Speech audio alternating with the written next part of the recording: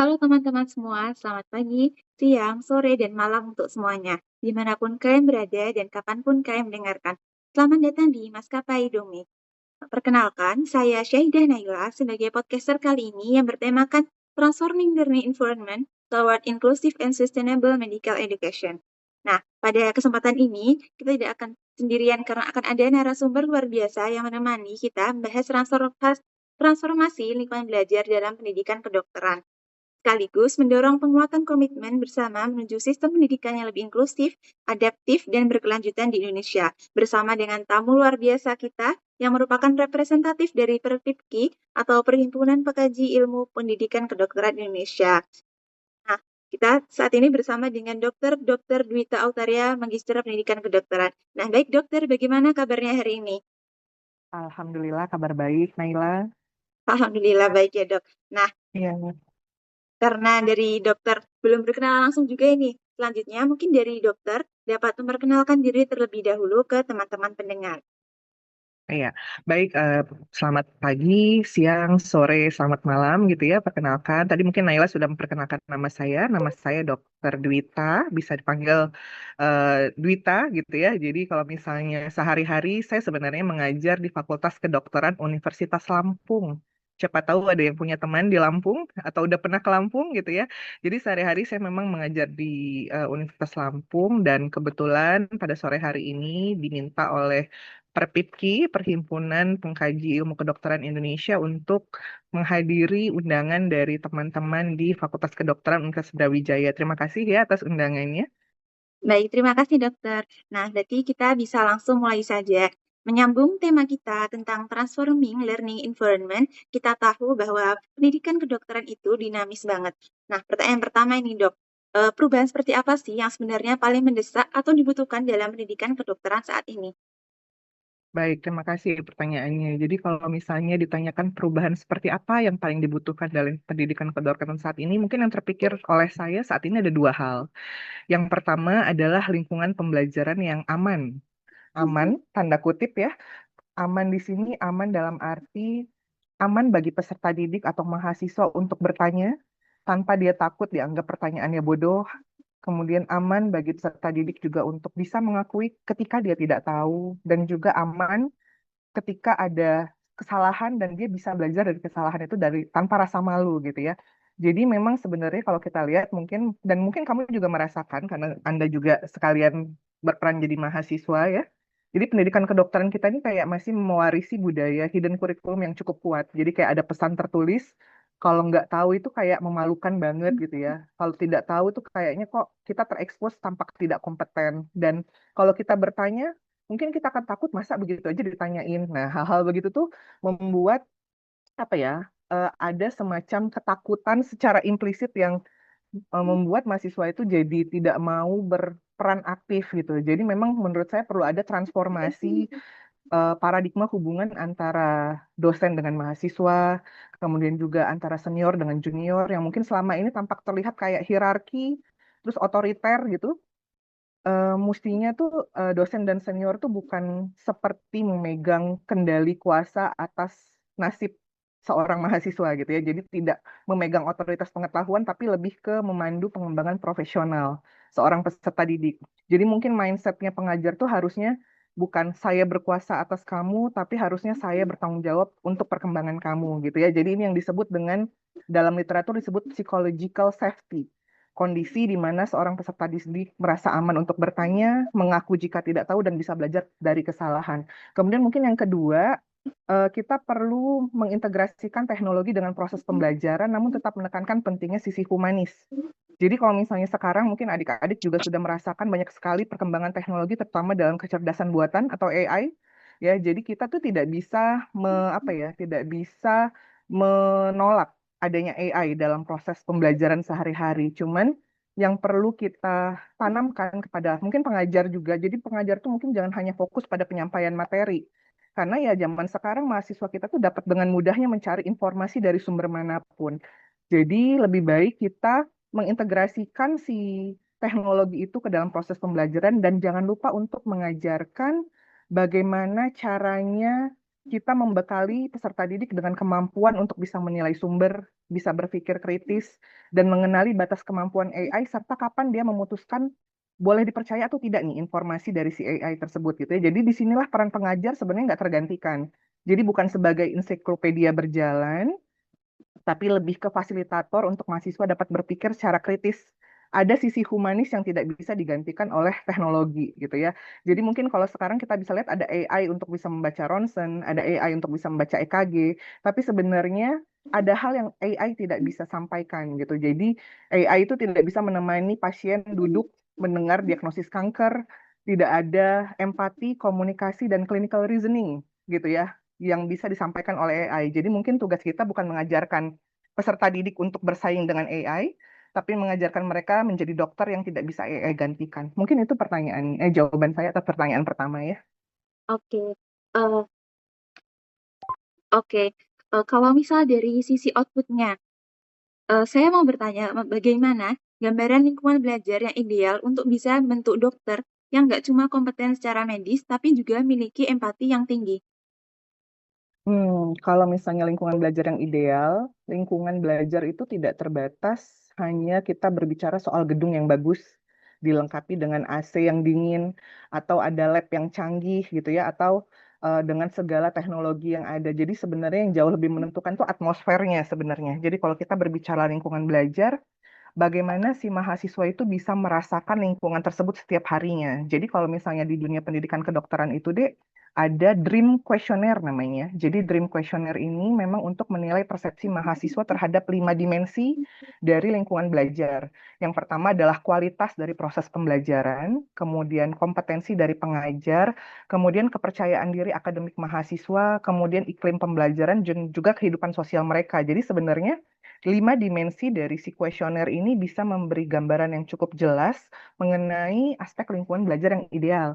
Jadi kalau misalnya ditanya bagaimana sih gambaran lingkungan belajar yang ideal, saya merumuskan bahwa lingkungan belajar yang ideal adalah yang aman secara psikologis, dapat mendorong mahasiswa ingin tahu gitu ya, dapat mendorong rasa ingin tahunya, dan dia bisa sadar akan konteks sosial dan perlu adanya role model yang otentik. Jadi yang tadi mungkin sudah saya sampaikan, harusnya tuh lingkungan belajar yang ideal itu dia bebas untuk bertanya, untuk salah, untuk belajar dari kesalahan. Dan kalau misalnya mahasiswa tuh takut salah, bahayanya apa coba?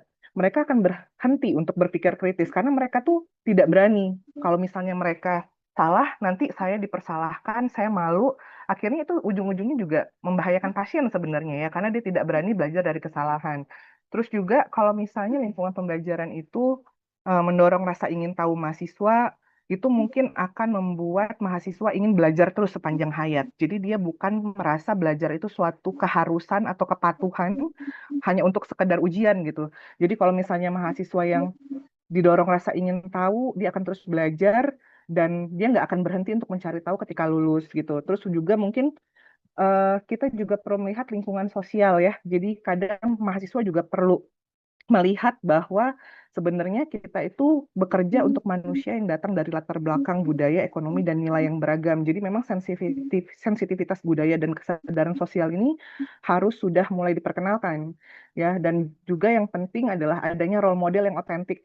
Jadi sebenarnya kalau misalnya ditanya gimana cara mengajarkan empati, empati itu nggak bisa diajarkan hanya dengan ceramah di depan kelas. Jadi empati itu tumbuh ketika mahasiswa melihat seniornya, dosennya, residen yang ada di sekitarnya, konsulennya, mendemonstrasikan secara nyata gitu. Jadi dia melihat dalam interaksi klinis sehari-hari. Kalau misalnya yang mereka lihat adalah dosennya atau seniornya yang tidak berempati kepada pasien, mau sebagus apapun kurikulum di atas kertas, menurut saya itu akan kalah sih. Karena memang yang dia lihat sehari-hari itu tidak begitu gitu. Jadi menurut saya empati itu tumbuh melalui pengalaman langsung, refleksi, dan lingkungan yang konsisten menghargai nilai-nilai itu gitu. Jadi sebenarnya tugas sebagai pendidik itu membangun ekosistem itu dan lingkungan pembelajaran yang ideal tuh menurut saya bukan yang sempurna tanpa ada tekanan, tapi lingkungan yang bisa memberikan tekanan yang tepat dengan dukungan yang proporsional. Mungkin itu Naila jawabannya. Oke, baik dokter. Berarti lingkungan belajar yang ideal itu yang bisa memberikan atmosfer dan lingkungan yang aman bagi mahasiswanya. Nah, kemudian bagaimana lingkungan belajar ini memengaruhi pembentukan dalam profesionalisme sejak maba sampai lulus nanti? Nah, Kalau misalnya gimana caranya lingkungan belajar dapat mempengaruhi pembentukan profesionalisme dan identitas ya. Jadi menurut saya pembentukan identitas profesional itu justru tidak dimulai ketika mahasiswa lulus jadi dokter. Pembentukan itu dimulai sejak hari pertama dia menjadi mahasiswa di Fakultas Kedokteran dan menginjakkan kakinya di kampus itu sendiri. Jadi sebenarnya mahasiswa itu tanpa sadar belajar langsung dari melihat cara dosennya memperlakukan koleganya, teman sejawatnya. Dia akan menyaksikan bagaimana cara si residen misalnya berkomunikasi dengan pasien. Terus dia juga akan melihat bagaimana sih sebenarnya budaya di institusi atau di lingkungan sekitarnya dalam merespon jika terjadi kesalahan. Kalau misalnya yang mereka saksikan adalah seorang dokter yang mempermalukan mahasiswa di depan pasien gitu ya, mungkin itu yang akan mereka rekam, itu yang terinternalisasi gitu. Jadi gimana mau membentuk profesionalisme gitu ya. Jadi image profesionalisme seperti apa sih sebenarnya yang diharapkan kalau memang itu pemandangan sehari-harinya. Tapi kalau misalnya si mahasiswa melihat lingkungan belajarnya, oh ini terlihat nih adanya kolaborasi. Oh dosen-dosen pengajar saya kok sangat rendah hati ya walaupun hebat-hebat sekali. Terus oh dia ketika berkomunikasi dengan pasien menunjukkan sikap empatinya. Dan mungkin itu yang akan mereka rekam seumur hidupnya. Itu nilai-nilai yang akan mereka bawa. Jadi menurut saya role modeling positif dari pengajar itu menjadi faktor terkuat untuk pembentukan profesionalisme. Dan itulah yang mereka lihat di lingkungan belajar sehari-hari gitu ya. Jadi, kalau menurut saya lingkungan belajar itu justru cetakan identitas profesionalisme seorang dokter nantinya mau bagaimana. Jadi, kalau mungkin pernah dengar ada suatu kayak peribahasa atau pepatah, jika kita melihat adanya tukang besi, mungkin kita akan juga berbau besi gitu ya. Kalau kita melihat ada tukang sampah dan kita sehari-hari berada di sekitar mereka, kita juga mungkin akan tertular bau sampah. Begitu juga kalau misalnya kita sehari-hari melihat, oh yang wangi-wangi, ada penjual minyak wangi, mungkin kita juga akan eh, tertular wanginya gitu. Jadi maksudnya di situ sangat penting lingkungan belajar itu untuk membentuk profesionalisme dan identitas orang calon dokter. Mungkin itu, Naila. Oke, berarti dalam pembentukan profesionalisme, em, model pengajar itu sangat role model pengajar itu sangat mempengaruhi. Nah, tapi kemudian sebagai mahasiswa itu pasti tuntutan akademik itu tinggi banget sampai kadang bisa Mm-mm. bikin stres. Nah, Dokter Dwita, gimana sih seharusnya institusi menyeimbangkan antara standar kompetensi yang ketat dengan well-being atau kesejahteraan mahasiswanya? Ya, jadi sebenarnya untuk mencapai standar kompetensi dan keadaan well-being mahasiswa itu sangat berkaitan ya, satu sama lain gitu ya. Jadi kita nggak mungkin kalau mahasiswanya burn out, stres, mungkin dia stres, burn out, terus dia lelah banget gitu ya. Gimana dia mau jadi seorang dokter yang kompeten ya? Karena dia masih menghadapi hal yang belum selesai dari dirinya gitu. Jadi menurut saya gimana caranya institusi bisa menjaga keseimbangan? Mungkin yang pertama adalah institusi itu tidak boleh menunggu mahasiswa datang untuk meminta bantuan. Jadi jangan, oh ya kalau mereka tidak minta tolong, buat apa gitu ya? Nggak ada masalah nih, baik-baik aja. Tapi mungkin sebenarnya mahasiswa itu memang tidak terbiasa untuk meminta pertolongan. Mereka tidak datang gitu ya untuk mencari pertolongan karena mereka takut ada stigma yang membayangi atau mereka juga bisa tidak merasa dirinya sedang burn out atau ada masalah gitu. Jadi memang seharusnya institusi itu kayak melakukan screening periodik kali ya. Jadi institusi bisa melakukan screening secara periodik menggunakan instrumen yang mungkin sudah banyak yang sudah tervalidasi dilakukan sejak semester awal, kemudian nanti hasil screening bisa ditindaklanjuti oleh tim akademik atau mungkin juga melibatkan dosen pembimbing akademiknya gitu dan juga memang harus dibentuk dari atas dari pimpinan institusi untuk terbuka berbicara soal pentingnya kesehatan mental dan menormalisasi kalau misalnya ada yang butuh bantuan profesional gitu tanpa takut harus menghadapi stigma ya ampun masa gitu aja lemah banget sih. Nah, hal-hal begitu mungkin yang membuat mahasiswa itu jadi enggan untuk mencari pertolongan profesional. Dan juga kalau misalnya kita berbicara di tahap klinis, kelihatannya kita juga perlu melihat jam kerja mahasiswa ya ketika mereka berada di tahap kepanitraan klinis karena memang kalau misalnya dia tidak ada waktu istirahat yang cukup ini juga akan membahayakan pasien nantinya gitu. Ini berkaitan dengan resiko meningkatnya kesalahan medis karena mungkin si dokternya atau si mahasiswanya mengalami kelelahan yang berlebihan. Dia diforsir gitu jaga selama 3 kali 24 jam tanpa ada tidur misalnya. Nah, hal-hal begitu perlu institusi perlu membatasi jam kerjanya secara wajar. Jadi mungkin kalau menurut saya institusi kelihatannya perlu lebih aktif lagi melakukan screening sejak awal dan menormalisasi, memberitahukan bahwa jika ada hal yang butuh bantuan harus kemana. Mungkin seperti itu. Oke, baik. Pertanyaan selanjutnya, bicara soal metode, sekarang kan lagi ramai soal student-centered learning. Hmm. Menurut dokter, seberapa krusial pendekatan ini untuk menjawab tantangan di era modern sekarang? Student-centered learning ya, jadi kalau misalnya pembelajaran berpusat pada mahasiswa itu menurut saya tuh sangat penting ya dalam menjawab tantangan pendidikan, apalagi di zaman sekarang, di mana tadi mungkin saya sudah singgung mengenai maraknya penggunaan AI, AI bisa untuk diagnostik gitu ya. Terus pasien sekarang tuh sangat pintar-pintar sekali, mereka memiliki ekspektasi yang sangat tinggi, belum lagi sistem kesehatan yang terus berubah gitu. Jadi kalau misalnya kita masih memaksakan pendekatan teacher center, jadi pendekatan teacher center itu seperti si dosennya yang menyuapi. Mahasiswa hanya menunggu saja apa yang harus disuap gitu ya. Jadi kayak hanya melatih mahasiswa untuk menerima dan menghafal informasi. Nggak mempersiapkan diri mereka untuk menghadapi hal-hal yang nggak ada gitu di dalam buku teks gitu. Jadi mereka nanti kalau misalnya itu kita pertahankan, kayaknya udah nggak relevan lagi. Jadi kalau misalnya student centered learning itu menurut saya sangat relevan. Kenapa? Satu, mendorong pembelajaran mandiri, self-directed learning. Jadi dia tahu kapan dirinya butuh pengetahuan atau informasi. Dia tahu gimana caranya belajar sepanjang hayat. Jadi dengan student centered learning itu sebenarnya melatih kemampuan belajar mandiri sejak dini. Kemudian juga mahasiswa yang aktif terlibat dalam skenario-skenario yang sudah kita persiapkan melalui diskusi tutorial, problem-based learning gitu ya. Itu sebenarnya kan melatih kalian untuk bisa mengintegrasikan teori dengan praktik nantinya. Jadi lebih meningkatkan relevansi klinisnya nanti. Dan juga kita tuh kalau misalnya pakai student center learning itu sebenarnya melatih kalian untuk mengembangkan critical thinking, clinical judgment gitu ya. Itu tuh nggak bisa loh keterampilan diajarkan melalui hanya kuliah saja dari si dosennya. Untuk mengembangkan critical thinking dan clinical judgment itu perlu ada diskusi, refleksi aktif gitu. Jadi sebenarnya student centered learning ini bukan berarti si dosennya itu lepas tangan sama sekali, tapi justru sebenarnya dosen itu perannya lebih ke menjadi learning facilitator dan coach gitu ya. Jadi bukan sebagai transmitter of knowledge. Jadi si dosen itu justru perlu mengembangkan kapasitas dirinya, bukan hanya dari metode mengajar, tapi sebenarnya melatih mahasiswa agar bisa mampu menjadi pembelajar sepanjang hayat tadi. Gitu. Oke, berarti dalam student center learning ini mahasiswa harus proaktif. Eh, Ya, Bicara benar. soal wujudkan itu semua, apa peran kolaborasi antara mahasiswa, institusi, bahkan organisasi eksternal dalam menciptakan sistem yang berkelanjutan, Dok? Sistem yang berkelanjutan ya. Jadi sebenarnya kalau kita berbicara sistem, itu bukan hanya dari si pihak fakultas atau universitas. Justru sebenarnya mahasiswa yang selama ini kalian mungkin diperlakukan kayak objek gitu ya, objek sistem pendidikan. Sebenarnya kalian tuh adalah pihak pertama yang merasakan dampak dari si sistem ini.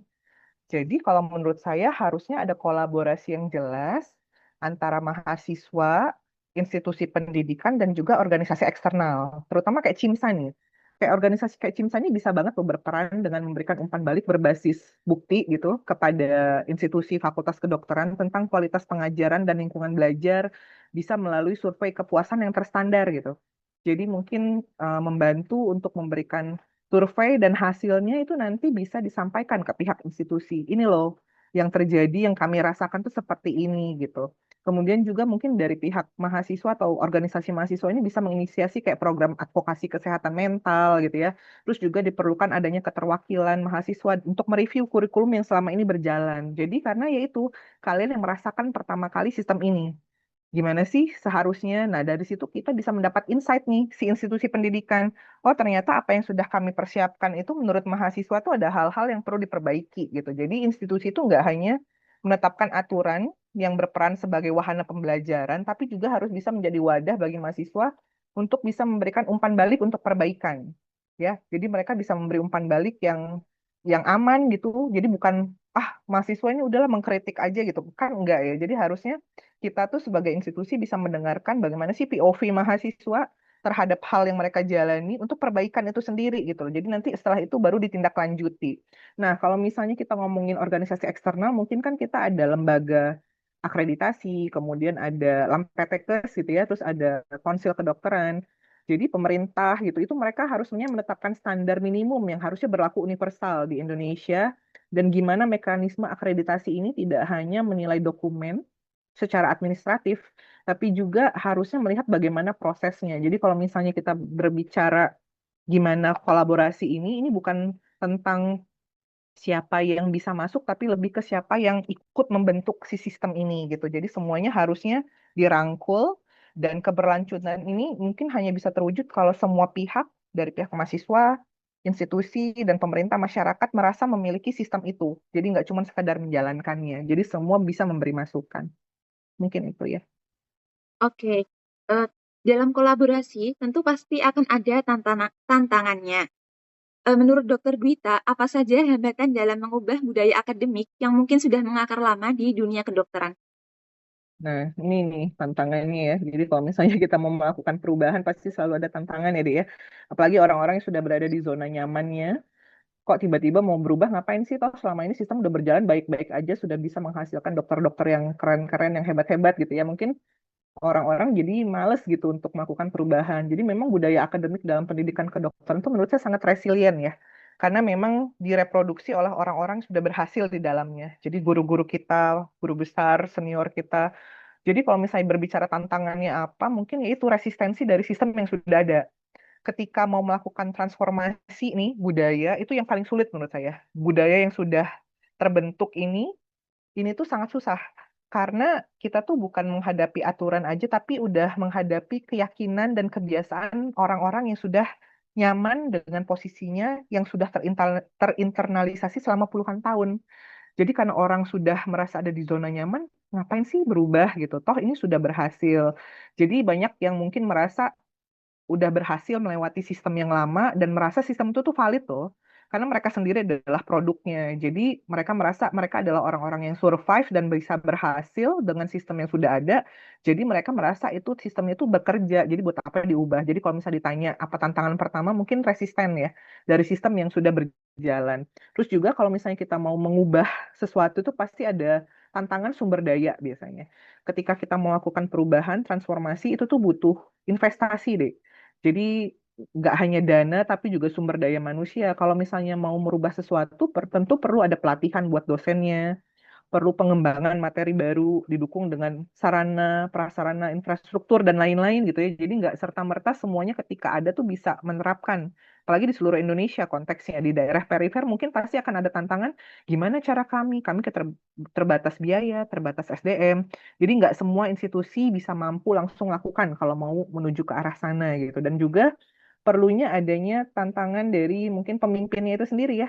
Ketika ingin melakukan perubahan, biasanya itu kadang kita perlu pemimpin yang visioner, yang bisa memahami kenapa ini perlu berubah. Jadi nggak hanya tergantung dari satu atau dua orang. Jadi perlu ada champion-champion yang pemimpin-pemimpin yang memang bisa melihat bahwa gimana transformasi ini diperlukan dan gimana mengkomunikasikannya untuk ke arah perubahan itu. Dan juga mungkin masalah birokrasi sih tantangannya ya. Jadi kadang kalau mau merubah sesuatu tuh di kita tuh ribet dengan masalah birokrasinya. Perubahan sesuatu tuh kadang perlu persetujuan banyak pihak gitu ya, baru bisa untuk berubah. Nah, hal-hal begitu sih mungkin yang bisa menjadi tantangan dari perubahan. Oke, terima kasih dokter. Banyak juga ya untuk tantangan yang harus Ya. dihadapi. Lalu gimana caranya supaya transformasi ini nggak cuma jadi konsep di atas kertas atau sekedar jargon Hari Pendidikan Nasional saja, Dok, tapi beneran bisa diimplementasikan secara nyata? Jadi gimana kita bisa mengimplementasikannya secara nyata? Kita mungkin bisa melihat dari siklus ketika kita ingin melakukan suatu perbaikan kualitas ya. Jadi perlu ada suatu sistem penjaminan mutu yang bukan sekedar formalitas. Jadi kita perlu dulu menetapkan indikator keberhasilan yang operasional dan terukur gitu. Jadi kalau misalnya memang mau melakukan transformasi, harus ada dulu tuh indikatornya tuh apa. Terus itu harus jelas bisa diukur. Terus jangan lupa ada siklus PDSA gitu ya, Plan, Do, Study, Act gitu. Jadi kalau misalnya memang mau melakukan perbaikan kualitas, ini harus suatu hal yang berkelanjutan, kan hanya proyek sesaat. Jadi harus berdasarkan data, jadi setiap rencana itu harus diuji cobakan dulu dalam skala kecil, kemudian dilakukan evaluasi, diperbaiki, diterapkan, terus diulang lagi.